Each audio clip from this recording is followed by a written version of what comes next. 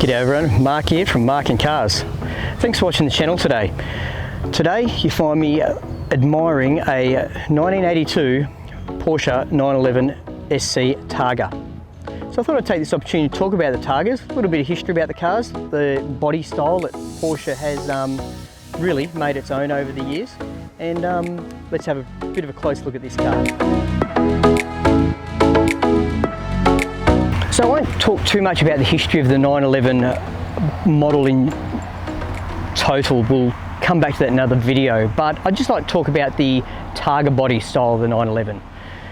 Back in 1963, when the 911 was initially released for public scrutiny as a prototype, the 356 body that superseded, which you guys know I'm very familiar with, it was a very popular seller in North America, particularly in California, in a cabriolet style, convertible, whatever term you want to use for it. But initially the 911, early 911s weren't really structurally rigid enough to be just a straight cabriolet. There's a little bit of experimentation done, and there's also some talk from the American government that convertibles were looking at being outlawed due to the rollover issues and safety, those sorts of things. So Porsche tried to come up with a bit of a solution here and developed a model called the Targa. Now, it was named after the Targa Florio, the famous Sicilian race where Porsche had its real first major victory. Anyway, so this Targa style of body was conceptually just going to be the 911 body shape with a rollover hoop included. Now, in 1967 was the first year of production of the Targa, and it initially included a soft clear plastic window that was zipped in, like this one I'll just put up on the screen now. Production of that soft window Targa was only for 1 year. In 1968, Porsche decided, with the technology available in windscreen manufacture and window manufacture, to make this absolutely crazy curved, iconic rear window. And it is a full aircraft canopy style thing.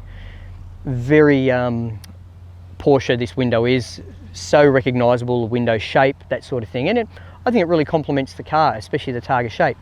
The original shape of the 911 silhouette that we all know is maintained quite well compared to the coupe, which we will compare the two cars here if you have a look at them. And you can see the roofline, while still a lot flatter across the top because of the Targa part here, is still unmistakable 911. So the Targa body shape continued from the F series car, which is the long hood cars from 1967 until the introduction of the G series cars, or also known as the impact bumper, which this car is. Now the G series cars all had this style with the solid back window, removable Targa top. We'll go through that in a minute. This also continued on to the G series replacement in 1990 of their 964 body shape, which is a little bit bigger. As a car in general, removes the impact bumpers. When the 964 was superseded with the 993, Porsche completely changed the way a Targa is. It is essentially just a full glass roof with two rear windows. This full glass roof went into between the two back windows. A lot of glass at the back when the back was open. But this body style, this style of Targa was continued with the introduction of the 996 and the 997. 996 and 997, actually the back window was made into a small hatchback which you could open, access the back seats with, which some people thought would be handy, but they're actually quite rare cars because well into the from the G series cars onwards, Porsche actually offered a proper cabriolet. The engines were powerful enough to take the heavier bodies of a full cabriolet with the structural rigidity added to them. So the cars were good sports cars by that point. As a result, from the 964, 993, 996 and 997 cars, the cabriolets were actually better sellers than the Targas that we're looking at the moment.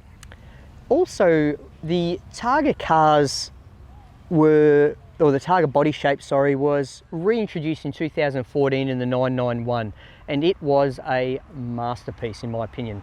The car looked like a traditional Targa, with the high hip line of the 991, the lower Targa rollover hoop like this one. and the rollover hoop itself on the new one was actually part of a removable roof. So have a look at this, the way the roof opens and closes.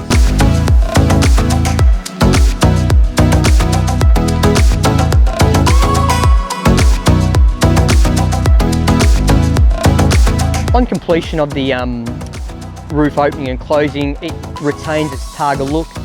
It is absolutely a stunning car, and we're actually only manufactured for a couple of years, so the cars themselves of the 991 series are very desirable and extremely valuable now. Anyway, let's have a bit of a closer look at this car. It was kindly loaned to me for today's shoot by Dion, who's helped me out in a couple of videos in the past. I'm sure you'll agree it's a beautiful car. It's a 1982 3 litre SC, so it's a G series impact bumper car. Its colour is Minerva blue. It's got its original Fuchs wheels on it still, and a white interior. It looks like it's been updated at some point in the past. I suspect it may have had a navy interior in the past, because that sort of blue body, blue interior combo was quite common amongst the G series cars, all the way right up, even through into some 993s. I've seen quite a few blue on blue cars.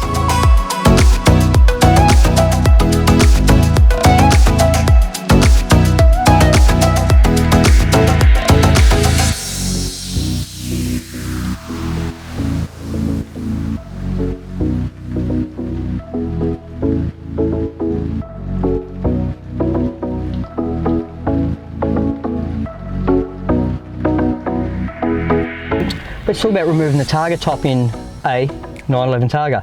So we've got two handles just up here, which are unclipped. Then to release the front of the Targa, they sort of need to be clipped over a little bit further and lifted.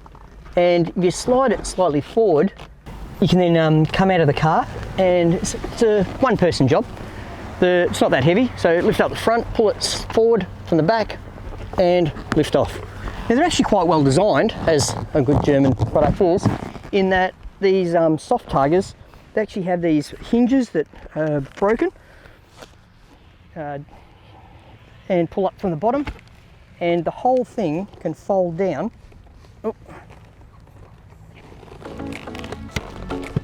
to a compact enough size to actually fit in the front.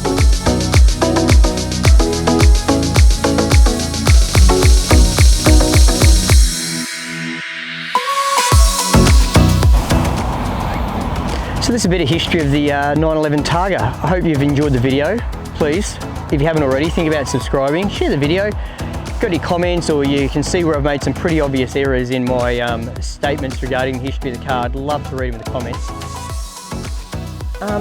Any contribution whatsoever, please get in touch with me. Love to hear about it. Got any ideas for future videos, please, again, comments below. Thanks for watching Marc and Cars.